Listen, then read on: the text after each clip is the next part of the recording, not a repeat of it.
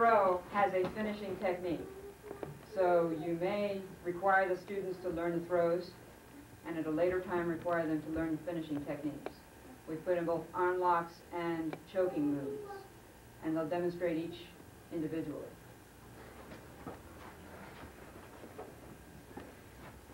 The first throw is called Seiyo Toshi, shoulder drop.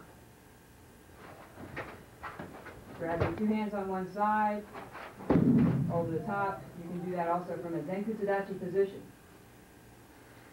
It's curled through so that both hands are involved in a choke on both sides of his opponent's neck. It's a very effective one. It does not have to be very strong to put an opponent out or make him submit.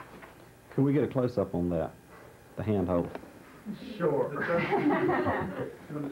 Right. One hand inside, the other hand uses his arm around his head. Got it? Yes, very good.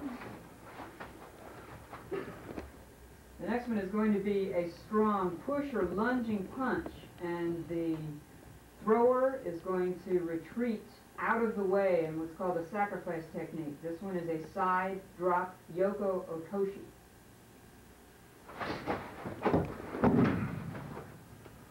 His finishing technique here is called a poking choke. Fairly simple. You're punching one hand into your opponent's throat.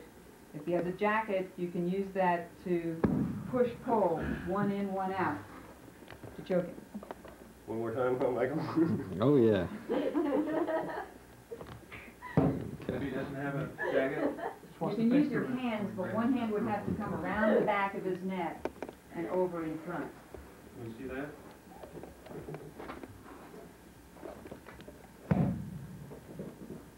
You have to be able to set that in with one hand.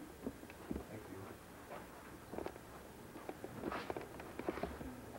you. His next throw is a very familiar one, a major outer reaping O Sotogari, and we've set it up from a high block so that you can easily disbalance your opponent. So you use that arm to take him off balance, take his foot out, and this bent arm immobilization comes directly from the position he was in. Notice Marcus has to prevent his opponent from rolling out of that, which is why he has his leg across. He may be able, if he can't quite get his leg across, he could try to pin him also with his knee, but his point is to keep his balance and his weight very low, make sure his uke does not roll away from that arm immobilization.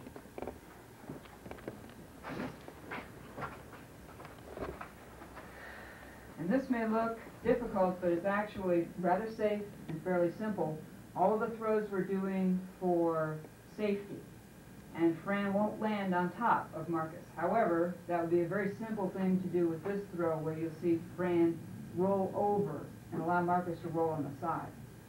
Sode Maki Kumi.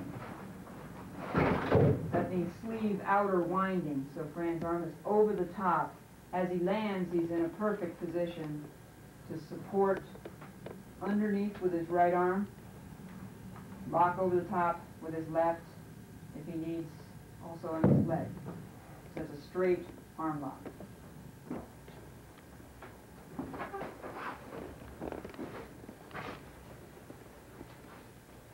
In here we have put what I would call your favorite hip throws.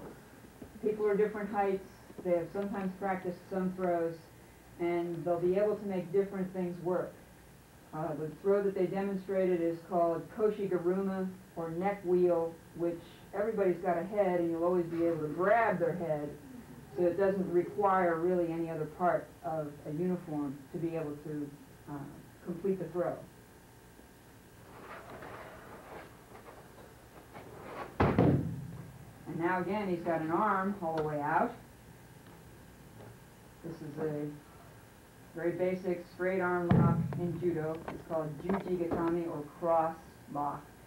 And again, Marcus has got his leg across Fran's throat to make sure he cannot spin away or get out of the straight arm lock.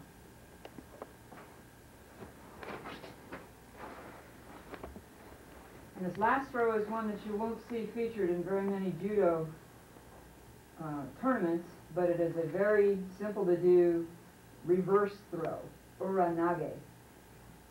It'll be used as a counter throw to entry for the same technique by Marcus that he just did, the Koshiguruma, and Fran will go from his side to pick him up and reverse his position.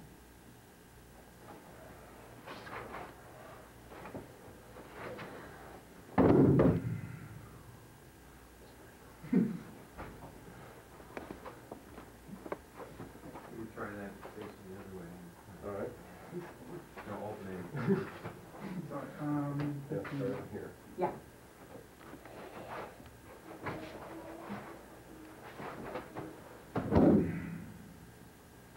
From that position, it would be very simple for Fran to simply go down with him, driving him into the ground.